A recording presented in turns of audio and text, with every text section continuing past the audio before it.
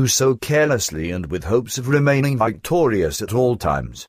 Many dangers lurk in outer space of varying degrees, and other cosmic inhabitants are not leaving themselves helplessly vulnerable to an attack by another race either. Fatal defeats and total enslavement could be the result for Earth's humankind, which would be equivalent to reverting back into primeval times. It is also quite possible that the planet Earth could be completely destroyed, because the technological prerequisites for this have been created up to the last relative perfection by the numerous human and non-human races in outer space.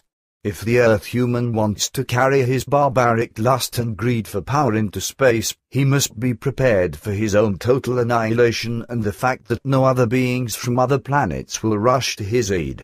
However, the Earth human must also be prepared to defend himself against evil intruders, which he can only accomplish through our total unification of all nations of your planet. The dangers from outer space are great, and they lurk in all corners of the galaxies. Usually they are inhumane, power-hungry beings who have no feelings or only inferior or degenerate feelings. Others know well how to defend themselves, and out of necessity, they always do it radically. If a large-scale war were to shake outer space, entire galaxies could be destroyed. All it would take would be wars of entire systems which could then result in their own annihilation. Therefore, peace is observed and it is implemented by logical or illogical force if necessary.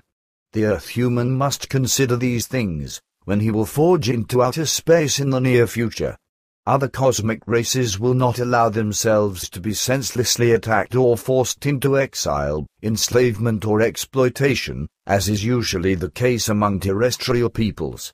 They will defend themselves with might, and for a long time still, they will remain infinitely superior to all of the Earth humans' technology.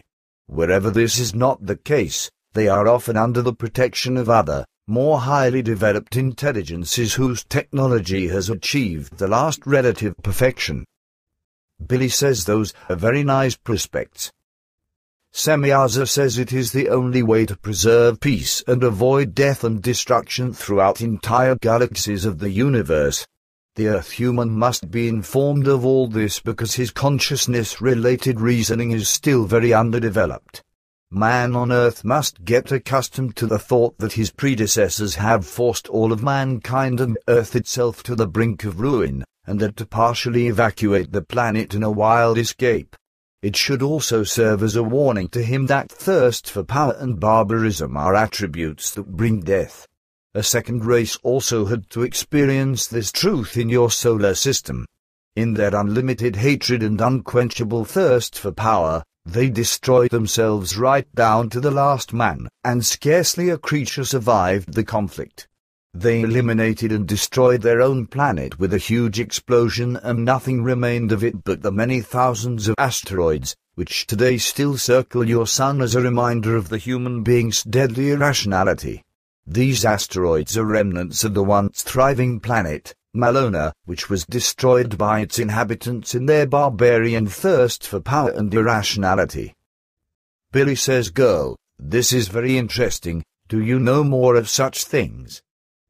Semjase says, "Certainly, but this must be enough for today. Next time you shall hear more." The end.